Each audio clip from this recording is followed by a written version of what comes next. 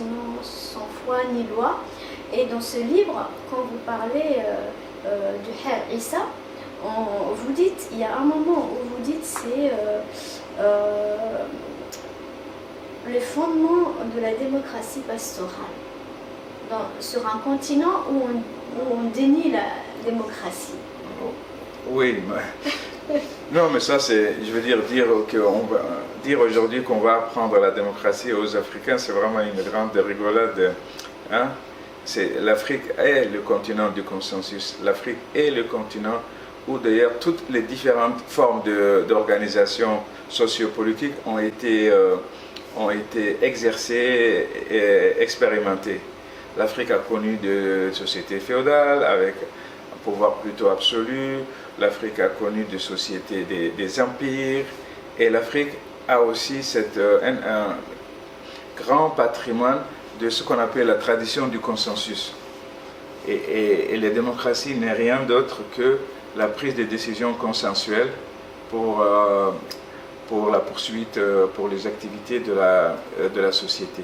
Qu'est-ce que le consensus Le consensus, c'est le fait, dans la prise de décision, d'écouter l'avis de tout le monde, d'échanger, avoir un débat contradictoire, et après de décider sur la base de ce que la majorité a accepté comme la décision la plus fiable.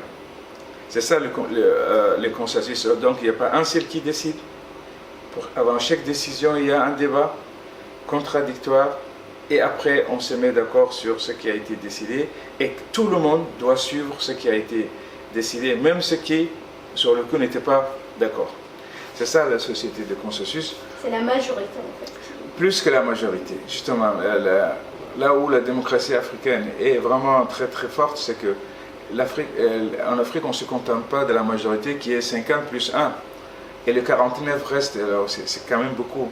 Alors qu'en Afrique, on essayera plutôt de discuter, de convaincre ceux qui n'étaient pas convaincus, d'échanger avec eux jusqu'à ce qu'ils puissent rejoindre ce que la majorité pense. Pour qu'après, ils prennent cette décision, pas une décision contre eux, mais une décision qu'on a prise ensemble pour le bien de la communauté.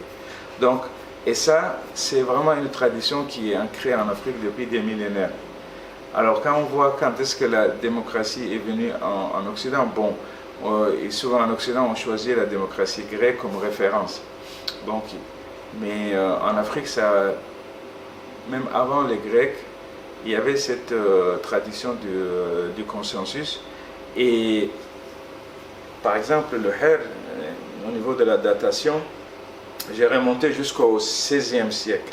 Ce serait plus ou moins la période où le Her avait été mis en place. Alors le XVIe siècle, c'est encore avant le siècle des Lumières en Occident.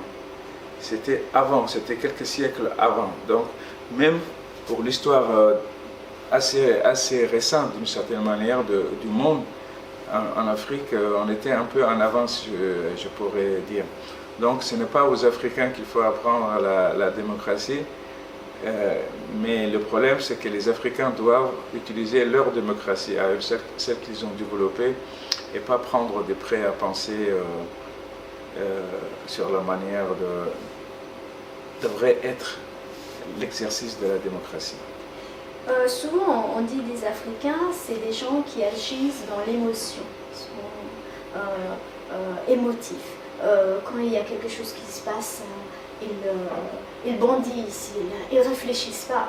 Et dans ce livre, le Her Issa, on voit que tout est codifié, tout est réfléchi, tout est fait avec rigueur. Oui, alors là aussi, je pense que les préjugés coloniaux, nous devons les déconstruire. Que l'Afrique ne connaissait pas la démocratie, il fallait déconstruire, je viens de le déconstruire. Mais cette idée des Africains comme des émotions et les Occidentaux comme des gens rationnels est une invention coloniale. En Afrique comme en Occident, il y a des gens émotionnels et il y a des gens qui sont rationnels. Et en général, les anciens, les dépositaires de Her, ceux qui ont fait le Her, sont des gens très rationnels et qui réfléchissent, qui mettent la réflexion avant toute autre en réaction. Et la manière dont le Her a été codifié est un exemple même de cette rigueur et cette méthodologie qu'ils ont utilisée.